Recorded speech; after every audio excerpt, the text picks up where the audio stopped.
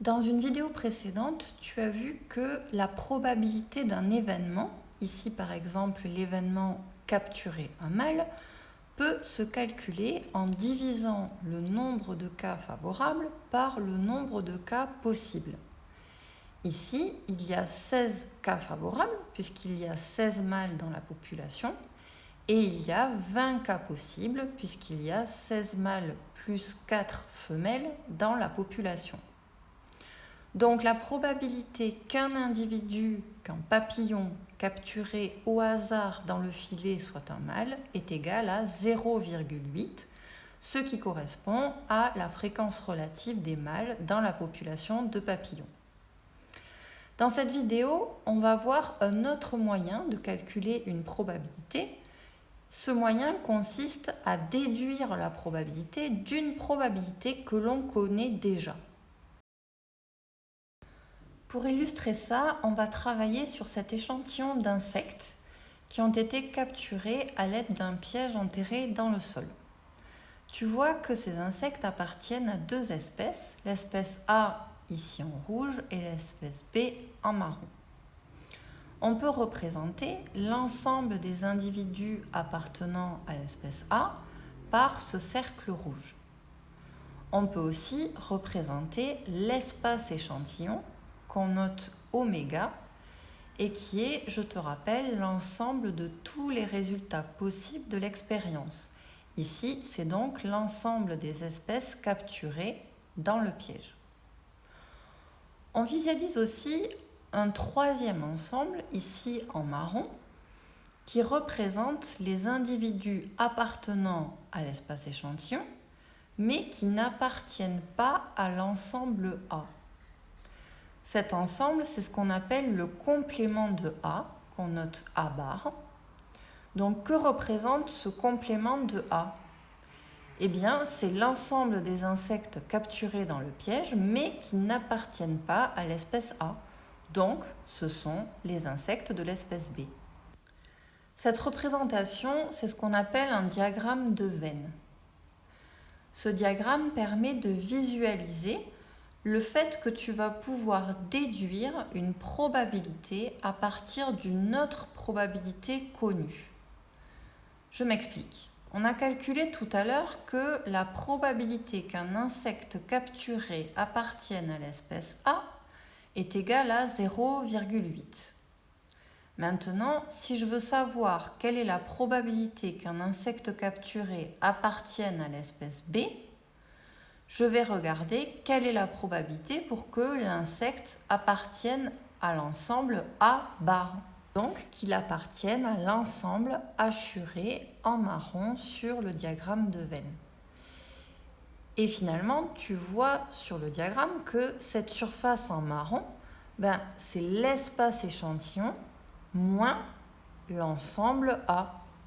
Donc, P de A bar, c'est égal à P de oméga moins P de A. P de oméga, c'est égal à quoi ? Réfléchissons. C'est la probabilité qu'un insecte appartienne à l'espèce A ou à l'espèce B.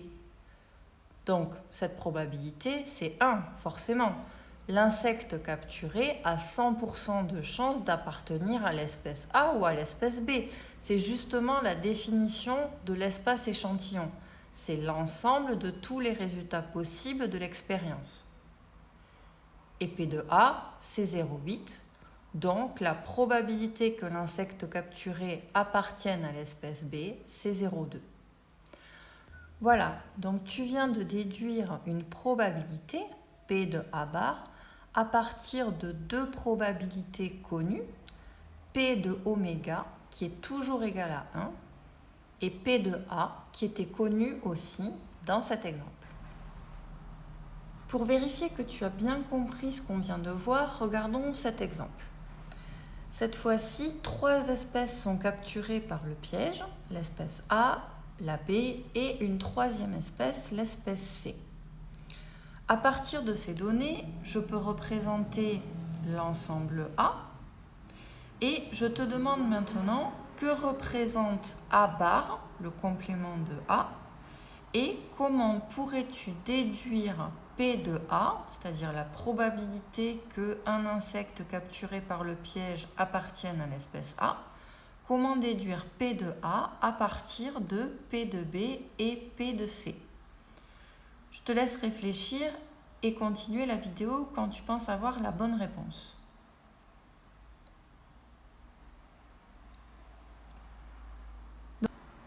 Donc ici, comme tout à l'heure, on peut représenter l'ensemble des insectes de l'espèce A.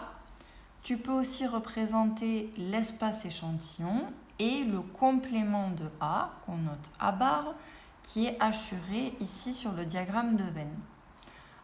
Alors, que représente A bar? Eh bien, cet ensemble représente les insectes qui ont été capturés par le piège, mais qui ne sont pas de l'espèce A.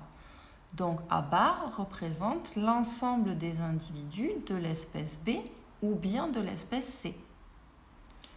Calculons maintenant P de A, donc la probabilité qu'un individu capturé par le piège appartienne à l'espèce A.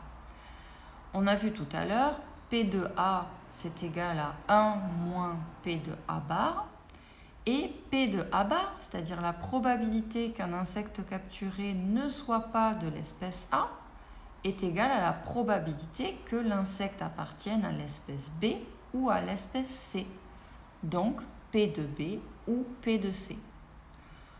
En général, quand je dis ou en français, j'écris un plus. Donc ici, P de A est égal à 1 moins P de B plus P de C.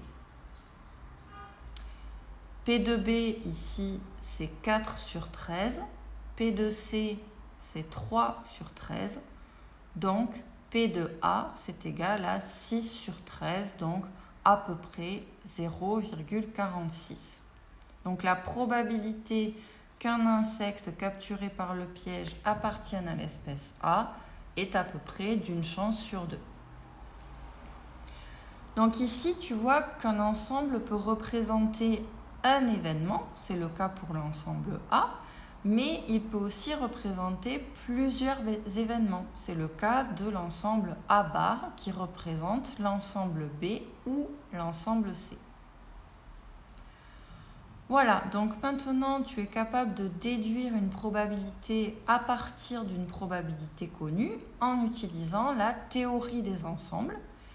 Ici, on s'est intéressé à une seule variable qui était l'espèce à laquelle appartient l'insecte capturé.